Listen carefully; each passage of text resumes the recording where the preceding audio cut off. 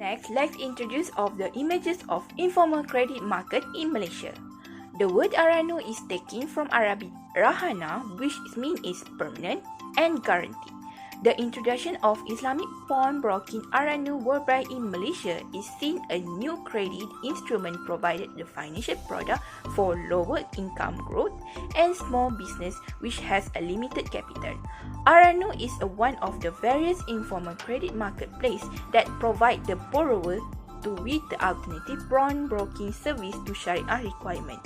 The establishment of Islamic pawnbroking system aranu in Malaysia has interesting the society interest and encourage the participant among the low-income group.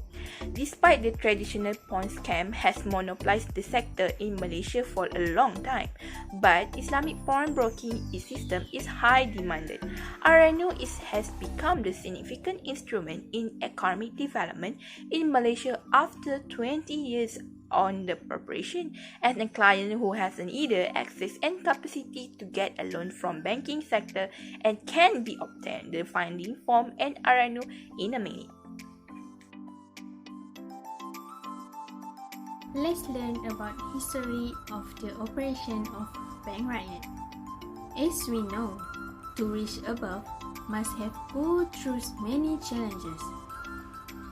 Bank Rakyat was established in September 1954. They was created by cooperative for their own union banks.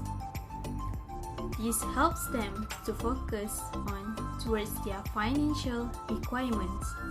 In 1967, Bank Kerjasama Malaysia Berhad achieved Bank Agung by accepting individual not only for companies. The reason is to improve service to clients across nation. On January 1973, they changed their name to Bank Kerjasama Rakyat Malaysia. Bank have been monitored by its regulation which allow them lend to non-member of the bank. It's not easy to protect what they have done towards their bank. The Ministry of Finance, the Ministry of Land and Cooperative Development united become Bank Rakyat. Bank Rakyat get permitting to give their service in Sabah and Sarawak in 1993. They really take a huge stride towards becoming Sharia Cooperative Bank. It is really good because people in Malaysia mostly Malay in Muslim. Sharia is one of the Muslims regulation that good for them and avoid bad things happen. Bank Rakyat become Islamic Cooperative Bank in 2002. They are the third bank that have Islamic banking commodities. It really gives benefit for them to attract people interest in their service. Bank Rakyat was put directly under Ministry of Entrepreneur and Cooperative Development on 27 March 2004. But Cabinet sees that Bank Rakyat emerged into the Ministry of Finance, so they reorganized it on 15 April 2009. Then they moved to Ministry of Domestic Trade. Surprisingly, the Ministry of Entrepreneur, Growth and Cooperating took over Bank Rakyat in 2018. Right now, people can see that Bank Rakyat recently has 147 branches offer Islamic banking service to its clients. Next, we continue with next presenter, which is Shahira. The offering product by Bank Rakyat. Bank Rakyat is an Islamic cooperative bank and the product and services are financial facility offered by the bank are based on concept Sharia and comply with Islamic requirement which prohibits may ushurian activity. Financial product and financial based on the following Sharia concept. First is saving and deposit. There are 6 types of saving and deposit. First is Bai'ina, Ba'itama Ajil, Tawaru, Istina, Murarabaha, Bai Asalam. Second is loan using by card. 3 is sharing is using by Musyarakah and Mudarabah. Fourth is hybrid al-jariyah tuma al-bay wakalah bad al-itihmar. 5 is agency using by wakalah. And this last one is penalty and charge with ta'wid garmarahmah.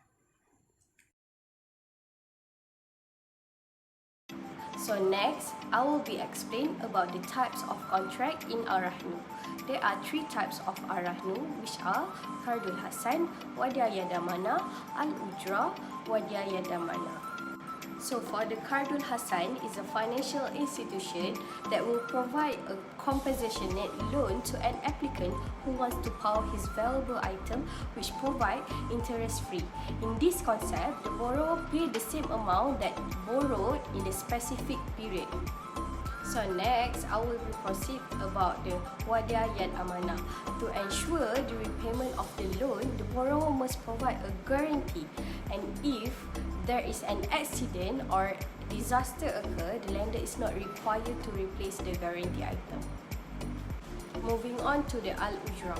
In this concept, the lender is allowed to charge a reasonable amount for the service provided in keeping the pawned item safe and secure under Al-Ujra principle.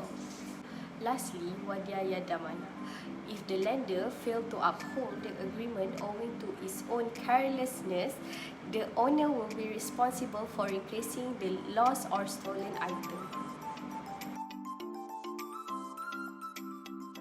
Moving on to the second assignment, as for question 1, the Ar-Rahnu facilities provided by Bank Rakyat are first, pawnbroking Ar-Rahnu. The service that given a margin of up to 70% loan limit, minimum 100 per day, 10,000 accumulative, 50,000 period, minimum 6 months and 80 months maximum. Second, pawnbroking Az-Zahab. Margin of up to 70%, loan limit minimum 10,001 per day, accumulative 100,000. Third, Ar-Rahnu Prepaid and Az-Zahab Prepaid. Margin of up to 70%, loan limit minimum 1,000 per day, 10,000 accumulative 50,000. In addition, it is also interest-free, storage fee on daily rate, and no processing fee. Fourth, Az-Zahab installment, margin of up to 70%, taka full coverage, interest-free, storage fee on daily rate. And the last one is pawnbroking Ar-Rahnu Genius, margin of up to 70%, loan limit minimum 3,000 per day, accumulative 50,000 and period 36 months. Moving on to the second question, let us identify if Noor meets all the eligibility criteria set by Bank Rakyat. Bank Rakyat pawnbroking Ar-Rahnu eligibilities are: first, Malaysian or non-Malaysian citizens; second, age above 18 years old; and third, a permanent resident. The fact that Noor is a Malaysian citizen means she has fulfilled the first requirement. Even if she is a non-Malaysian citizen, she still meets the first requirement. Second requirement is age above 18 years old. Since Noor is 33 years old, she also fulfilled the second requirement at once. The last requirement is permanent residence. Even though it is not stated in the question that Noor is a permanent resident, we believe she is, since she already founded a company, Tuxedo Berhad, a printing shop based in Selangor. Next, I will pass the time now to the next presenter, Farah Izzati, to continue with the next questions. Thank you, Farisha. Next, we continue to net cash balance for this firm. First of all, as you can see here, this is total cash received for each month starting from August until December. In this calculation, sale for August is 20,000, September 30,000, October 50,000, November 55,000, and December 60,000. Next is cash. Cash here means that firms still have always been on cash. It means every customer will pay cash at the time they purchase. However, due to pandemic condition, Noor decide to collect 20% of the firm sale on cash on the day of purchase, while the remaining of 80% to be collected after 1 month. So that is why we have like 1 month here. Next, other cash received here means that in November, firm expect to receive 15,000 from the payment made by the client. So, total cash received for August is 20,000, September 30,000, October 10,000, November 66,000, and December 56,000. Next, we move to cash disbursement. As you can see here, every month the firm will make a purchase of raw material which is equivalent to 70% of firm total sales. And all these purchases are to be made in cash on the day of the purchase from the supplier. Next, there is a rental for the business which is Rm 5,000 per month. And there is another expenses whereby Noor have 2 employees with monthly wages of Rm 1,500 per month. Because of Noor have 2 employees, total wages per month will be Rm 3,000. So, after we calculate, total cash disbursement for August is Rm 22,000, September 29,000, October 43,000, November 46,500, and December 50,000. So lastly, we continue to the calculation of net cash balance for August until December. In this net cash balance, total cash received will minus total cash disbursement, and we will get net cash flow. After that, we will have beginning cash. Beginning cash for August already given in the question, which is Rm 2,000. And any ending cash from each month will be carried forward to beginning cash for future months. And lastly, we will get surplus or deficit for each month. As for August, there is 0. For September, we have surplus 1,000. For October, we have deficit negative 32,000. For November, we also have deficit negative 12,500. For December, we also have deficit negative 6,500. That's all from me. I will pass this presentation to Marabiatul to continue her part. Thank you, Farah. So now, let's move on to question number 7. If Noor borrowed the amount of financing she needs in December, calculate the amount of fees and charge that she needs to pay if she borrows using Arahnu financing facilities in Bank Rakyat. As you can see here, it states there is no fees and charge. So, there is no fees and charge that Noor needs to pay. Next is question number 8.